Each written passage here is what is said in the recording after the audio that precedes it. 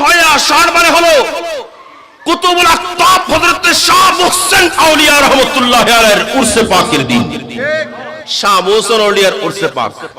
এখন আপনাদের আমাদের মনের মধ্যে আমরা সবসময় শুনে থাকি, মুরব্বিদের মুখেও শুনে থাকি যে ছয় আষাঢ় মুহসিন আউলিয়ার উরসের মধ্যে ঝড় পড়ে, বৃষ্টি হয়। কথা বলেন, বলে হুজুর মুহসিন আউলিয়ার উরসের সময় ঝড় পড়ে, বৃষ্টি হয়। এটা সত্য কথা, এখনো বৃষ্টি পড়তেছে না? পড়তেছে। কেন? প্রশ্ন মনে মনে থাকে, হুজুর এই কারণটা কি?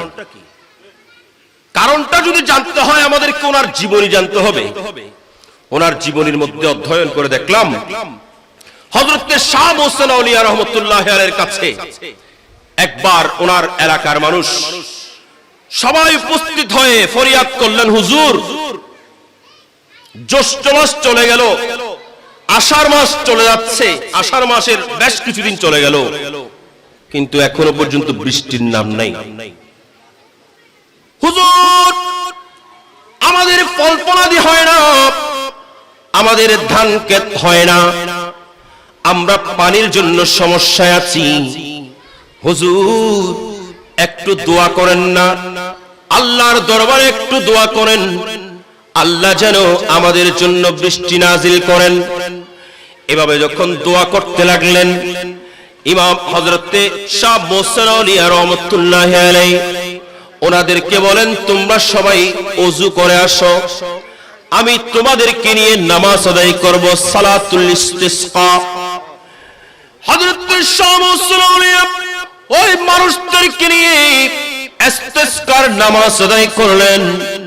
ইস্তিসকার নামাজ আদায় করে শাহ মুহসিন আউলিয়া যখন হাত তুলে দিলেন, আমরা আপনারা যতই দোয়া করি কতটুকু কবুল হয় সেটা আমরা ভালোই জানি, কিন্তু হযরত শাহ মুহসিন আউলিয়া যখন আল্লাহর দরবারে হাত তুলে দিয়েছেন, রব্বুল আলামিন ওনাকে তো ভালোবাসেন, ওনাকে আল্লাহ মহব্বত করেন। আল্লাহ ওনার হাত ফেরত দেন নাই, খালি ফেরত দেন নাই। আমার আল্লাহ জাল্লা শানু শাহ মুহসিন আউলিয়ার হাতের ওসিলায়, ওনার দোয়ার ওসিলায় সঙ্গে সঙ্গে বৃষ্টি নাজিল করে দিলেন।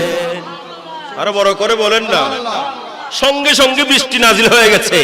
এখন এই আষাঢ় মাসে বেশ কিছুদিন বৃষ্টি চললো, সবাই গিয়ে বললেন, হুজুর এমন ভাবে বৃষ্টি হচ্ছে, এখন তো বন্যায় ভেসে যাচ্ছি। হুজুর দোয়া করেছেন, বৃষ্টি থেমে গেছেন, কিন্তু সেদিন থেকে শুরু করে আষাঢ় মাসের মধ্যে আমরা আপনারা তো দেখি নাই, আমাদের আগেকার মানুষরা জানতেন আষাঢ় মাস আমরা আমরা আমরা আমাদের মুরব্বীরা যারা, অর্থাৎ আমাদের চেয়ে বয়োজ্যেষ্ঠ যারা, তারা দেখতেছেন আষাঢ়ের মধ্যে বৃষ্টি।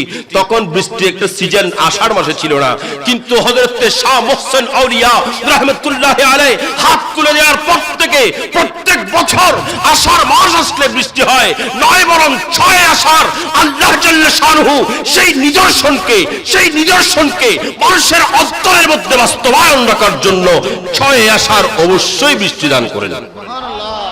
একটু বড় করে বলেন, ছয় আষাঢ় অবশ্যই বৃষ্টি দান করে দুনিয়ার মানুষকে মনে করিয়ে দেন, আমি আমার ওই বলির দোয়া কবুল করেছি যার নাম মুহসিন আউলিয়া, আমি ওই বলির দোয়া কবুল করেছি যাকে আমি আল্লাহ ভালোবাসি। এই দুনিয়ার মানুষ আমিও ভালোবাসি, তোমরাও ভালোবাসো, আমিও ভালোবাসি, তোমরাও ভালোবাসো। তোমরাও ওই বান্দার কাছে গিয়ে, ওই বান্দার দরবারের মধ্যে গিয়ে তোমরাও হাত তুলে দাও, নিশ্চয়ই আমি আল্লাহ ওই বান্দার ওসিলায় তোমাদের দোয়া কবুল করব।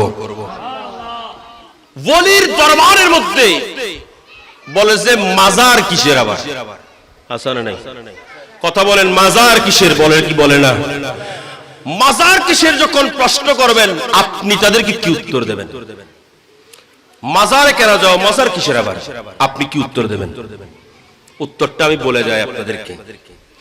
মাজার কোন মাজার ছিল না, এটা ইমাম আহলে সুন্নাত রাহনুমায়ে তরিকত আলমবরদারে আহলে সুন্নাত হুজুর আল্লামা হাশিমি রাহমাতুল্লাহি আলাইহির একটা ঐতিহাসিক বক্তব্যের মধ্যে আপনারা শুনেছেন, যেটা তিনি মাইজবান্ডার দরবার শরীফের মধ্যে দিয়েছিলেন। ইমাম আহলে সুন্নাত বলে গিয়েছিলেন, আমরা সেখান থেকে শিখেছি, নিজের কোয়ালিটি না, এগুলো ওখান থেকে শিখেছি। ইমাম আহলে সুন্নাত আমাদেরকে জানিয়ে দিয়ে গেলেন, মাজার এটা মাজার ছিল না, এটা ছিল একটা কবর। আমরা ওনাদেরকে কবরের মধ্যে কবরস্থ করেছি, আমরা ওনাদেরকে কবরের মধ্যে শায়িত করে দিয়েছি। কিন্তু এই জায়গার মধ্যে যখন ওই কবরের মধ্যে মানুষ যাওয়া শুরু করেছেন, মানুষ ওখানে জিয়ারত শুরু করেছেন, জায়রিনরা যখন জিয়ারত শুরু করেছেন, জায়রিনরা জিয়ারত করতে করতে করতে করতে এটাকে মাজারে পরিণত করেছে। মাজার মানে হচ্ছে জিয়ারতগাহ, মাজার মানে হচ্ছে জিয়ারতগাহ, যেখানে জিয়ারত করা হয়, যেখানে জিয়ারত করা হয় সেটাকে বলা হয় মাজার। ঠিক না ঠিক? যেটাকে যেখানে জিয়ারত করা হয় এটাকে বলা হয় মাজার। তো মাজার মাজার হলো আমাদের জিয়ারতের কারণে। তো ওখানে যারা আছেন, ওখানে গিয়ে মুসা নবীর দরবারের মধ্যে আজকে গেলে দেখবেন এই বৃষ্টির মধ্যে লাখো লাখো মানুষ। ঠিক না ঠিক? তো মুসা নবীর দরবারের মধ্যে লাখো লাখো মানুষ যায় কেন? এখন কিছু মানুষ তাদের পেটে কামড়ায়, তারা এগুলো নিয়ে ফতোয়া দেওয়া শুরু করে। তারা বলে যেগুলো বেদাত বেদাত বেদাত শিরিক। ঠিক না ঠিক? কথা বলেন ঠিক না ঠিক? বেদাত বেদাত শিরিক বলেন। আমি বলবো ভাই, বেদাত এবং শিরিকের ফতোয়া আপনি যতই লাগাবেন তত দেখবেন মাজারের জিয়ারতকারী বেড়ে গেছেন। আপনারা জশ্নে জুলুসের বিরুদ্ধে যতই ফতোয়া দিবেন জশ্নে জুলুস বাড়তে থাকবে। আপনারা যত ঈদে মিলাদুন নবীর বিরুদ্ধে ফতোয়া দিবেন ঈদে মিলাদুন নবী বাড়তে থাকবে। আপনারা যত ফাতিহা খানির বিরুদ্ধে কথা বলবেন তত ফাতিহা খানি বাড়তে থাকবেন। কারণ মুহাব্বত দিয়েছেন তো আল্লাহ দিয়েছেন। কথা বলেন ঠিক না ঠিক? এখন আমরা যাদের মাজারের মধ্যে যাই এরা জিন্দা না মরা? কথা বলেন না। ইমামুল ইশক ওয়াল মুহাব্বত গাজিয়াতুন মিল্লাত ওয়াইসুল কারণী সানি আওলাদের রাসূল ওনার দরবারের মধ্যে আমরা যাই, উনি কি মরানি?